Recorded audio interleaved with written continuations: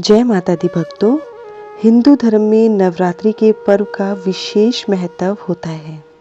प्रतिवर्ष ये गुप्त नवरात्रि आषाढ़ मास के शुक्ल पक्ष की प्रतिपदा तिथि से नवमी तक मनाए जाते हैं।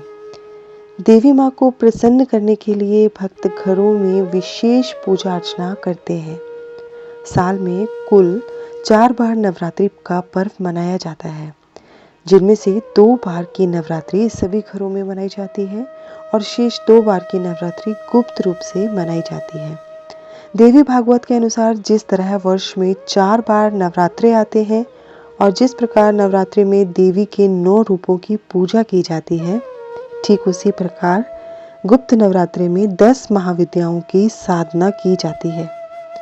गुप्त नवरात्रि विशेषकर शक्ति साधना, तांत्रिक साधना और महाकाल आदि से जुड़े लोगों के लिए विशेष महत्व रखती है। इस दौरान लोग लंबी साधना कर दुर्लभ शक्तियों की प्राप्ति करने का प्रयास करते हैं। आइए अब जानते हैं आषाढ़ गुप्त नवरात्रि का पूजन मुहूर्त कब शुरू हो रहे हैं, नवरात्रि कब समाप्त हो रहे हैं, पारण का समय क्या है। आषाढ़ माह के शुक्ल पक्ष की प्रतिपदा तिथि जो है वो प्रारंभ हो रही है 18 जून 2023 को रविवार सुबह 10:06 पर और प्रतिपदा तिथि समाप्त हो रही है सोमवार को 19 जून सुबह 11:25 पर। तो उदय तिथि के अनुसार हमेशा उदय तिथि को ही लिया जाता है। तो उदय तिथि के अनुसार गुप्त नवरात्रि का जो पर्व है वो 19 जून को शुरू हो जाएगा। आषाढ़ नवरात्रि के पारण के समय की अगर बात करें, पारण के बारे में जानने से पहले आइए जानते हैं आषाढ़ शुक्ल पक्ष की नवमी तिथि कब प्रारंभ हो रही है। तो नवमी तिथि प्रारंभ हो रही है 27 जून 2023 को सुबह 2:04 पर। नवमी तिथि समाप्त होगी 28 जून को सुबह 3:05 पर। तो आषाढ़ नवरात्रि का जो पारण का समय है और पारण की तिथि है वो बताते हैं। 28 जून 2023 को आषाढ़ नवरात्रि का पारण होगा और सुबह 5:26 के बाद होगा। आषाढ़ गुप्त नवरात्रि का कलश स्थापना की बात करें तो कलश स्थापना का मुहूर्त है 19 जून 2023 को सुबह 5:23 से लेकर 7:27 तक। अगर किसी कारणवश आप इस समय पर कलश स्थापना नहीं कर पाए तो दिन का एक मुहूर्त होता है जिसे अभिजीत मुहूर्त कहते हैं, आप उस समय भी कलश स्थापना कर सकते हैं। तो अभिजीत मुहूर्त 19 जून 2023 को है दिन के 11:55 से लेकर 12:50 तक। आषाढ़ माह की गुप्त नवरात्रि पर तंत्र मंत्र की साधना से देवी को प्रसन्न किया जाता है। इन दिनों देवी की 10 महाविद्याओं की पूजा की जाती है।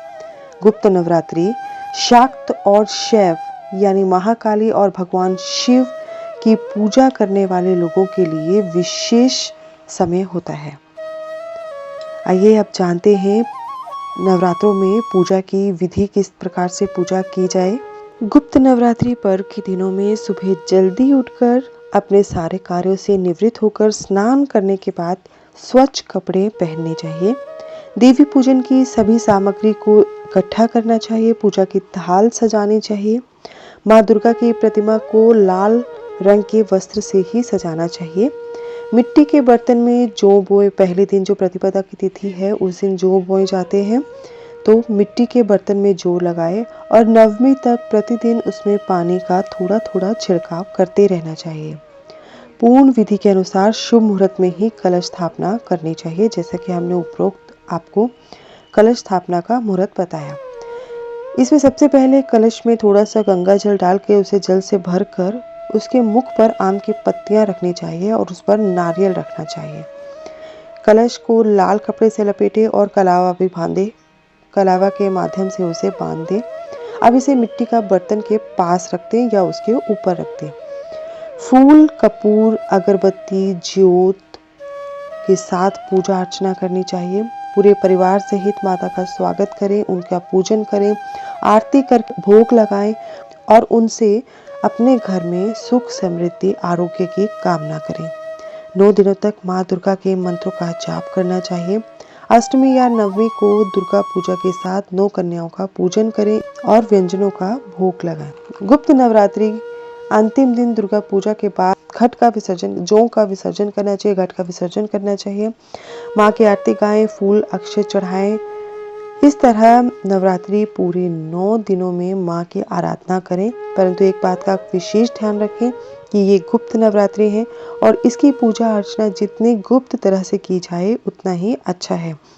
परंतु अगर आप कोई विशेष साधना नहीं करते हैं, जैसे दूसरे नवरात्रों को मनाते हैं वैसे ही गुप्त नवरात्रों में माता की पूजा अर्चना करना चाहते हैं, तो आप उस तरह से तंत्र साधना न करते हुए एक साधारण तौर पर भी आप इन गुप्त नवरात्रों को मना सकते हैं।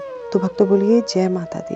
माता रानी हम सब पर अपनी कृपा दृष्टि हमेशा बनाए रखे। धन्यवाद।